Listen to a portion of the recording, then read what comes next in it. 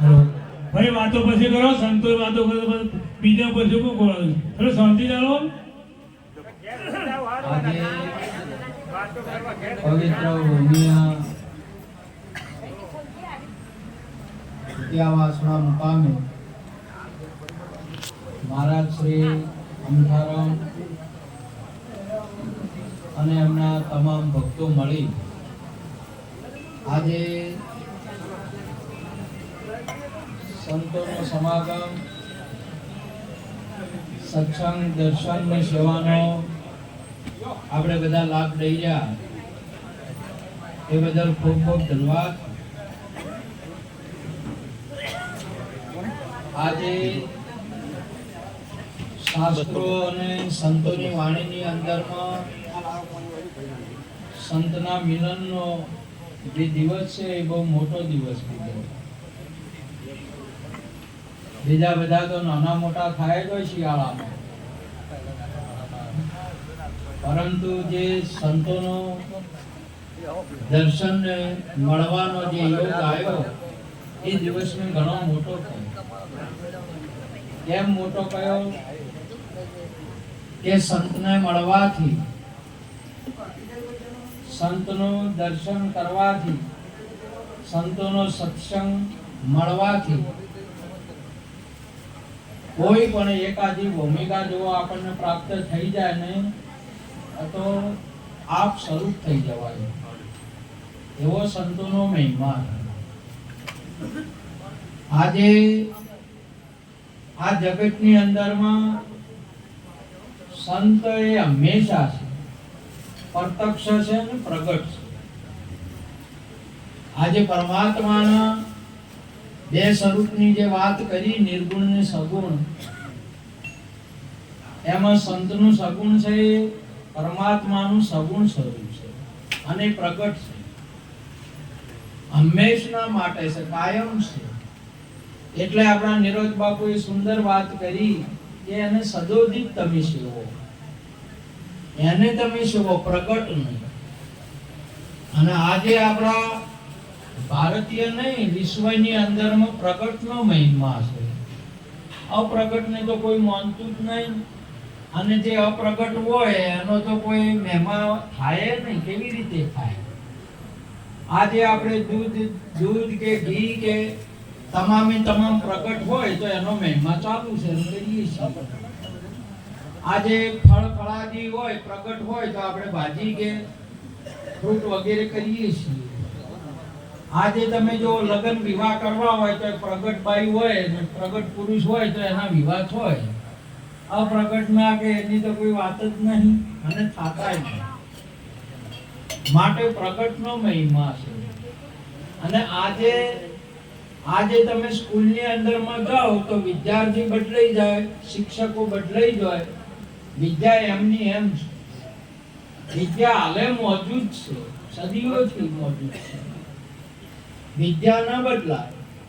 આજે તમે અહીંયા અમથારામ મહારાજના ત્યાં અહીંયા ઓભળવા વાળા કદાચ બદલાઈ જાય. વર્ષો પહેલા કોઈ બીજા હતા, અત્યારે બીજા જિજ્ઞાસુ બદલાઈ જાય, પણ જે જ્ઞાન છે એ એમનું એમ છે.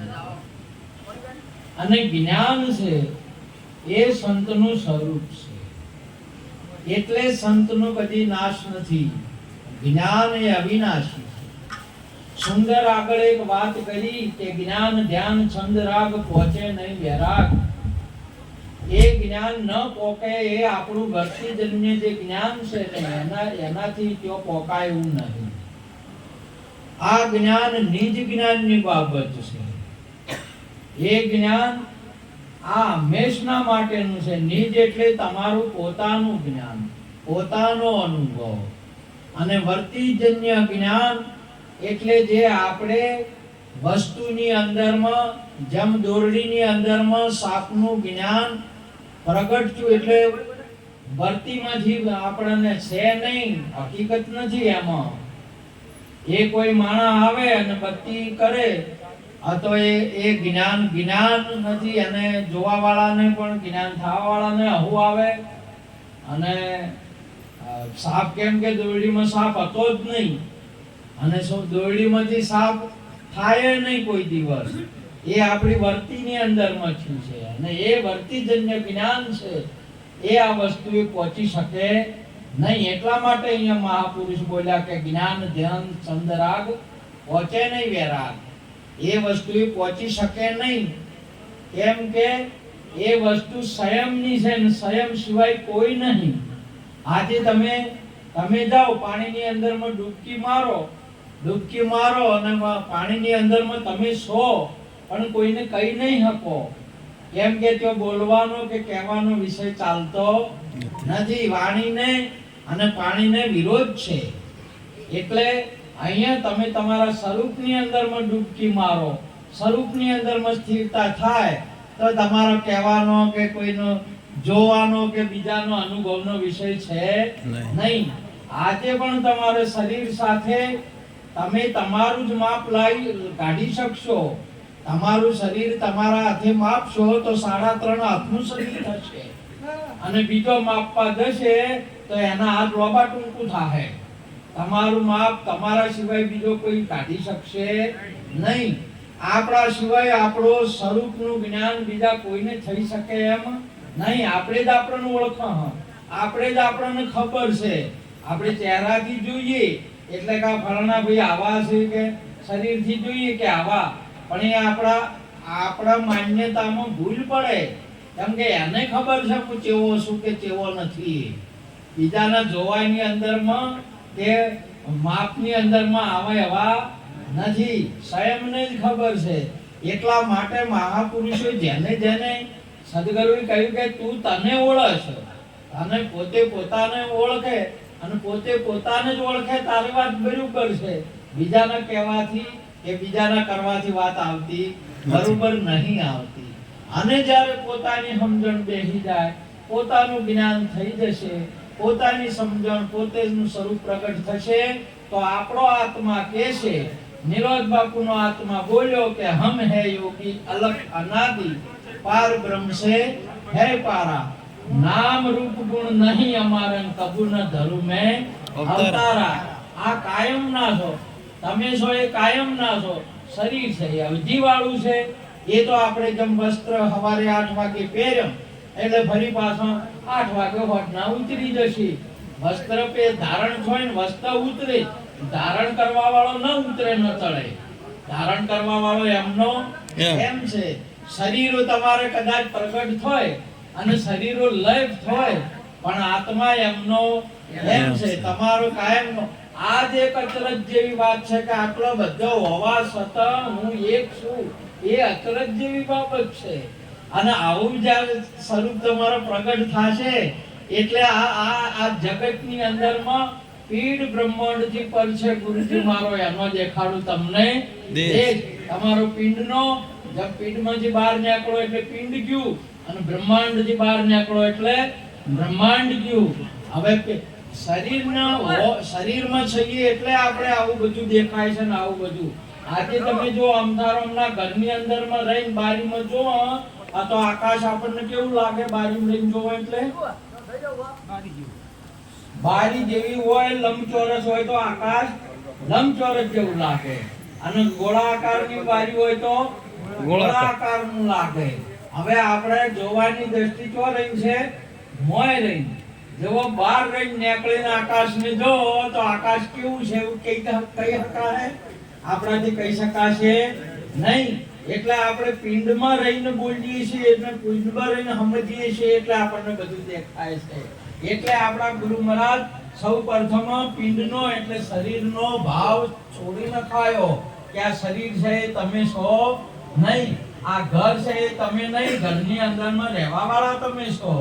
આ દેહ છે તમે નહીં, દેહમાં રહેવા વાળા તમે છો. હવે તે દેહની અંદરમાં રહેવા વાળો બોલવા વાળો સ્ત્રી નથી કે પુરુષે નહીં, આ તો આત્મા છે. આપણે માની લીધું કે ટૂંકીઓ બનાવવાથી હોનાને જ આપણે ટૂંકીઓ માની બેઠા હતા. આપણે વાસ્તવિકની અંદરમાં ટૂંકીઓમાં ઊભો છો છે આપણે, બાકી હોનું તો હોનું જ છે અને બંગડી એ હોનું છે. પણ આપણે આપણી દ્રષ્ટિથી ઘાટ ઘડ્યો એટલે એકને બંગડી માનીને એકને સોનું માન્યું છે, એકને ટૂંકીઓ માન્યો છે. એટલે અહીંયા છે તો ધારણ કરવા વાળો, બંગડીનો ધારણ કરવા વાળો સોનું છે, રૂપિયાનો ધારણ કરવા વાળો એ સોનું છે, સ્ત્રીના ધારણ કરવા વાળો એ આત્મા છે, પુરુષનું શરીર ધારણ કરવા વાળો એ આત્મા છે. અરે ગાયો, ભેંસો, પશુ, પંખી તમામે તમામનું ધારણ કરવા વાળો કેવળ આત્મા છે. એટલે આપણા ભગવાન પણ એક વાક્યમાં બોલ્યા, સર્વભૂતસત્માન્મય માત્મની સર્વભૂતાની ચાત્મની ઈચ્છતે યોગ યોગતાત્મા સર્વત્ર સમદર્શન. બધાઓની અંદરમાં, તમામે તમામ દાગીનાની અંદરમાં સોનીને સોનું દેખાય છે અને ગ્રાહકને ઘાટ દેખાય છે. આ જ્ઞાનીઓને આત્મા દેખાય છે, જ્ઞાનીઓને આત્મા સમજાય છે અને આ માણસોને ઘાટ સમજાય છે. બસ આટલો ફરક છે.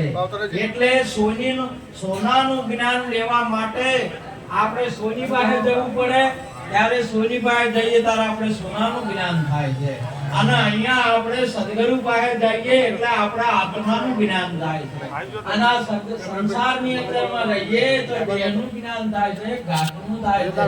વાસ્તવિકની અંદરમાં આ જ્ઞાન નથી, જેને અજ્ઞાન કહેવાય છે. એ જ્ઞાન